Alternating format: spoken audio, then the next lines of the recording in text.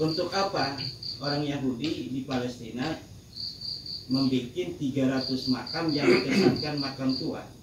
Agar melegalkan bahwa betul mereka ini di Palestina bukan menjajah, tetapi kembali kepada tanahnya yang hak.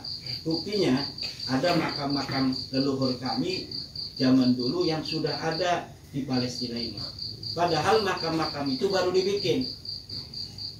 Jadi mungkin bikinnya malam, kemudian siang-siang orang tidak terlalu memperhatikan, lama-kelamaan kemudian diklaim bahwa makam ini adalah makam leluhur kami sekian ratus tahun yang lalu. Dan ini sudah menjadi perhatian dari para pemikir-pemikir, para sejarawan di Palestina, bahwa pola-pola semacam yang terjadi di Indonesia ini tidak jauh berbeda dengan pola yang terjadi di Palestina yang dilakukan oleh kaum Khazari juga. Karena perlu diketahui Yahudi yang hari ini ada di Israel itu bukan Yahudi keturunan Nabi Yakub. Mayoritas dari mereka adalah Yahudi keturunan Khazari yang sama berhaplogrup G juga. Maka dari persamaan haplogrup yang ada dengan pola pemalsuan makam yang terjadi, ini kita bisa menghubungkannya. Tidak boleh tidak, walaupun tidak mau menghubungkan, tapi ternyata polanya sama dengan haplograf yang sama. Dan ada beberapa tulisan dari KRT Fakih tentang bagaimana algoritma dari sejarah orang-orang yang berhaplogrup G ini dalam dunia dari mulai ratusan tahun yang silam sampai hari ini. Itu ya, ininya algoritmanya hampir sama.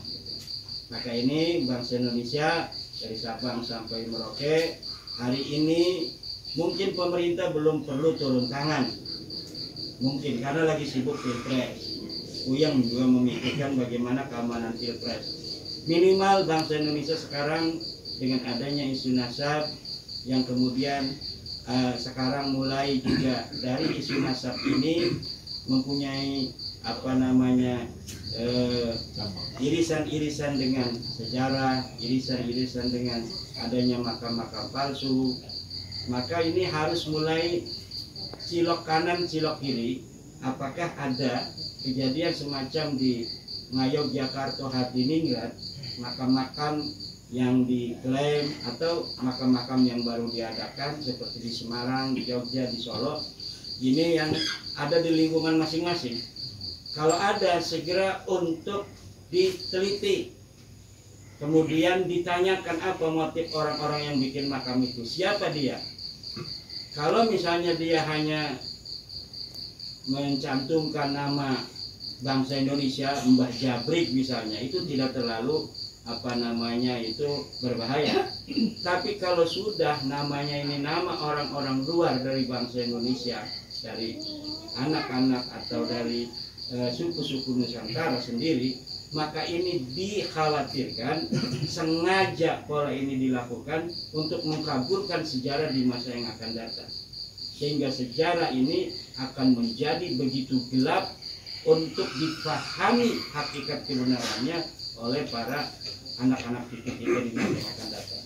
Kalau perlu langsung dibongkar apabila ada makam-makam yang tidak jelas juntrungnya, siapa dia, kesejarahannya bagaimana. Kok dulunya tidak ada, sekarang kok ada. Dulunya orang itu nggak mengenal, kok sekarang tokohnya itu ditokohkan, atau sosoknya itu yang dulu tidak ada, kemudian dibentuk nilai-nilai kesejarahan. Ini sangat berbahaya sekali.